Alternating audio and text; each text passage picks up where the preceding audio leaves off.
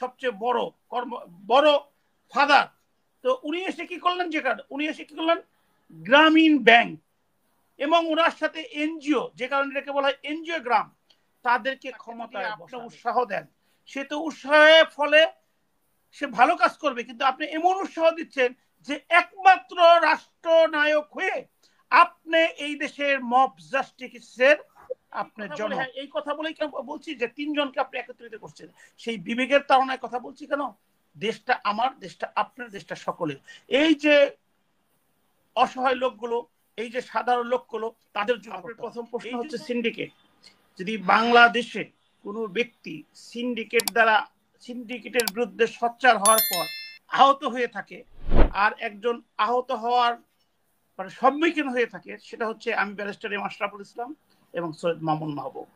এবং সৈয়দ মামুন মাহবুব সাহেবের যে রবে, এই 5ই আগস্টের পরে আমরা দুজন সর্বপ্রথম সুপ্রিম কোর্টে, এই যে স্যার যে কথাটি স্টার্ট করলেন যে জুডিশিয়ার, কারণ যদি বিচার ব্যবস্থা না থাকে তাহলে মানুষের কোনো আশ্রয় প্রশ্রয় এবং কোনো কিছু থাকবে না। ওয়েদার ইট ডেমোক্রেসি, সমাজতন্ত্র, রাষ্ট্রতন্ত্র, হোয়াট এভার ইট ইজ, আপনাকে ন্যায় বিচার সম্মুখীন হতে হবে। এইটা যখন সিন্ডিকেট দ্বারা এফেক্টেড হয় তখন সে জাতির আর কোনো মঙ্গল থাকে না।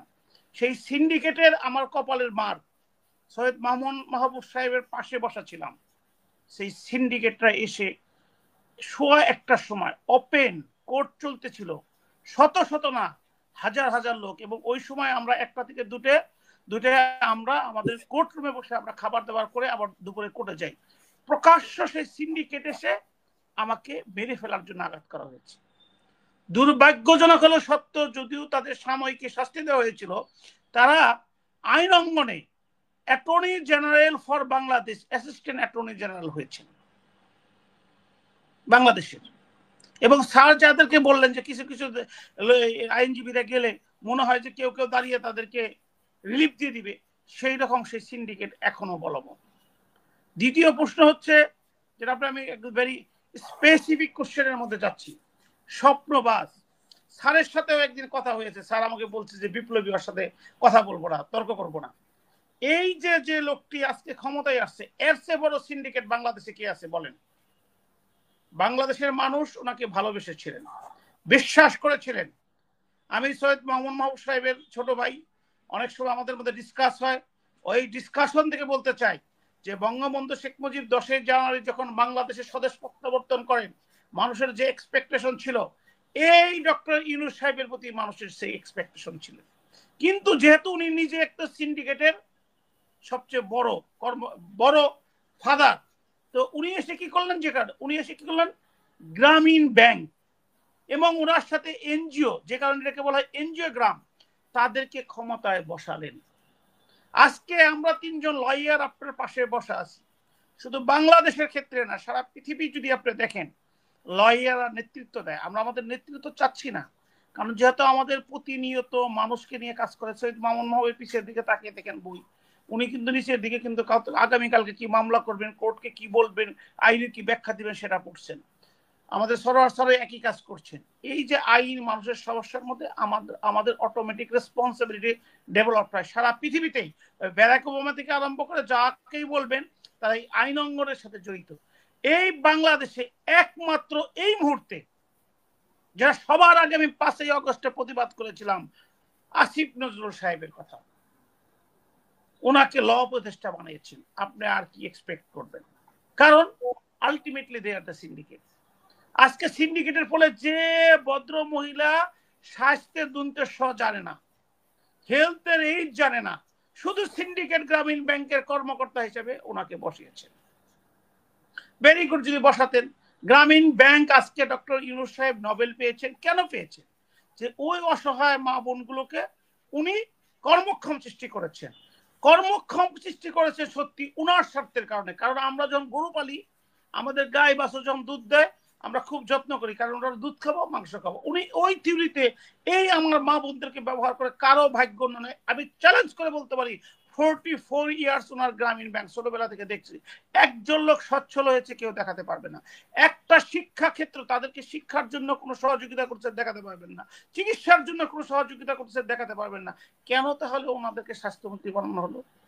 শিক্ষার ফ্যাসিস্ট শেখ হাসিনা যতটুকু না ক্ষতি করেছে তার চেয়ে বেশি ক্ষতি করেছে এই ডক্টর ইউনূস সাহেব। একটা শিক্ষা দেখেন, কথায় কথা ওনার কি নিয়োগকর্তা। আরে বাবা, একটা ছেলে যে ম্যাচিউর ইনাফ না, তাকে যদি আপনি উৎসাহ দেন, সে তো উৎসাহের ফলে সে ভালো কাজ করবে, কিন্তু আপনি এমন উৎসাহ দিচ্ছেন যে একমাত্র রাষ্ট্রনায়ক হয়ে আপনি এই দেশের মব জাস্টিসের আপনি জনক। যে আর্মিরা এসেই বলল আমরা দেশ দেশ দেশ দেশপতির প্রতি, দেশবাসীর প্রতি আমরা অস্ত্র ত্যাগ করব না, সেক্ষেত্রে পালাতে যেতে বাধ্য হলো। আপনার ওই হাসনাত, আপনার ওই সার্জিস, ওদেরকে আপনি গোপালগঞ্জ পাঠালেন রাষ্ট্রীয় নিরাপত্তা দিয়ে। তার ফলে লোক মারা গেছে, পোস্টমর্টম করা হয় নাই, সে হিসাবে কিন্তু আপনাকে আন্তর্জাতিক ক্রাইম ট্রাইব্যুনালে আপনাকে দাঁড়াতে হবে। নাম্বার 2, আপনারা 5 আগস্ট 1 বছর অতিক্রান্ত হয় নাই, যেখানে এখনো সুখে আমরা মহিমান, আমরা আহত, আমরা নিহত, আহত নিহত পরিবারে কি কষ্ট করছে, কিভাবে তারা জীবন যাপন করছে খোঁজ খবর নাই। আপনারা গেলেন কোথায়?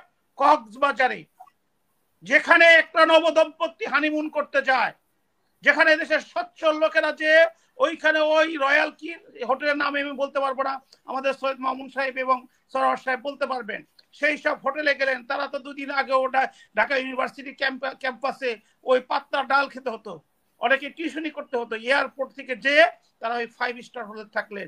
আপনি কি সান্ত্বনা দিবেন? এই যে সিন্ডিকেটের জনক, উদ্দেশ্য একটাই, উনি রাষ্ট্রকে নিজেকে ট্যাক্স ফ্রি রাষ্ট্রপ্রধান ঘোষণা করেছেন। গ্রামীণ ব্যাংক আমার অধিকার উনি ক্ষুণ্ণ করেছেন। 25% শেয়ার হোল্ডার থাকলে আমি দেশের নাগরিক, উনি কমিয়ে 10% করেছেন। ওনার গ্রামীণ ট্রাস্ট এদেশ থেকে যাতে টাকা বিদেশে নিতে পারে সেই জন্য উনি সেটা ওপেন করে দিয়েছেন। তাহলে আমরা যাব কোথায়? আমরা তো এই দেশের সমস্ত মানুষই একটা সিন্ডিকেটের মধ্যে আছি। সেই সিন্ডিকেটের থেকে এখন উনি স্বপ্ন দেখাচ্ছেন আলাউদ্দিনের কি পেয়ে গেছেন। এই স্বপ্ন দেখিয়ে, কারণ ওনার তো বাংলাদেশের মানুষ ওনাকে ইতিমধ্যে জেনে গিয়েছেন যে বাংলাদেশের যদি একটা স্বার্থবাদী লোক থাকে যে তার স্বার্থের বাইরে সামান্যতম কাজ করে নাই, একজন ব্যবসায়ী যেমন দোকান দিলে আপনি যদি তার কাছ থেকে পণ্য কেনেন আপনাকে কিন্তু সেবা দিচ্ছে, বিনিময়ে কিন্তু সে লাভ নিচ্ছে, কারণ আপনাকে সেবা না দিলে সেবা পাবে না। আমরা যদি একদম সিম্পল বলি যে একটা নাপিতের দোকানে যদি যাই, সে আমাদের চুল কেটে দেয়, শরীর মেসেজ করে দেয়, সেটা কিন্তু সেবার জন্য না, সেবা দিয়ে সে অর্থ ইনকাম করে। আমরা লয়ার দিন রাত 24 ঘন্টা পরিশ্রম করি, আমরা সেবা দিয়ে আমরা ইনকাম করি। উনি করতেছে কি, এই যে এখন বংবাং বুঝিয়ে যে উনি এমন আশ্চর্য প্রদীপ পেয়ে যাচ্ছেন যে দেশকে, এই আশ্চর্য প্রদীপের কথা উনি এই প্রথম বলে নাই। আপনাকে মনে করিয়ে দিই, উনি দেশ বিদেশে বিশ্বের সবখানে উনি প্রচার করতেন বাংলাদেশের দারিদ্রতা একদিন মিউজিয়ামে পাওয়া যাবে।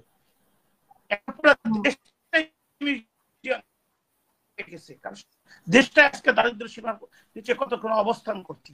একটা উনি যে ছাত্ররা নিয়োগকর্তা, সারা বাংলাদেশের ছাত্ররা ওনাকে সমর্থন করেছিলেন, শেখ হাসিনা পলাতে বাধ্য হয়েছেন, কারণ হচ্ছে কোঠা বিরোধী আন্দোলন, মানে আমাকে চাকরি দিতে হবে, বৈষম্যহীন ভাবে দিতে হবে। উনি কয়জনকে বৈষম্যহীন ভাবে চাকরি দিয়েছেন?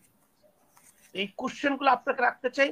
এখন সর্বশেষ দেশটা আমার, আমরা যেমন সরোয়ার সাহেবের বাইরে থাকার সুযোগ আছেন, সৈয়দ মামুন সাহেবের মেয়ে অলরেডি বিদেশে পড়তে গেছেন, বিদেশ থেকে পড়ে এসেছেন, ওনারাও যদি ইচ্ছা করেন বাইরে থাকতে পারেন। আমি বাইরে ছিলাম, আমি দেশে এসেছি।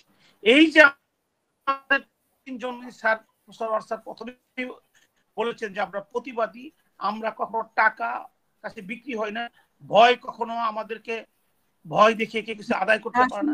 আমরা দেশ এবং জাতির জন্য অনন্ত প্রহরী হিসাবে সর্বদা কাজকে, শুধু এই কথা বলে, হ্যাঁ এই কথা বলেই কেন বলছি যে 3 জনকে আপনি একত্রিত করছেন, সেই বিবেকের তাড়নায় কথা বলছি। কেন?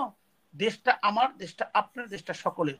এই যে অসহায় লোকগুলো, এই যে সাধারণ লোকগুলো, তাদের জন্য করতে হবে। এই জন্য বিষয় হচ্ছে যে সিন্ডিকেটের বিরুদ্ধে যদি সাধারণ মানুষ জেগে না ওঠে, আমাদের কথা যদি সাধারণ মানুষ না, তাই আপনাকে ধন্যবাদ জানিয়ে এই পর্ব শেষ করি বলেই অসংখ্য ধন্যবাদ। আপনার ইন্টারনেটের সমস্যা হচ্ছে সাধারণ মানুষ অধিকারের কথা ব্যাপারে সচেতন হোক,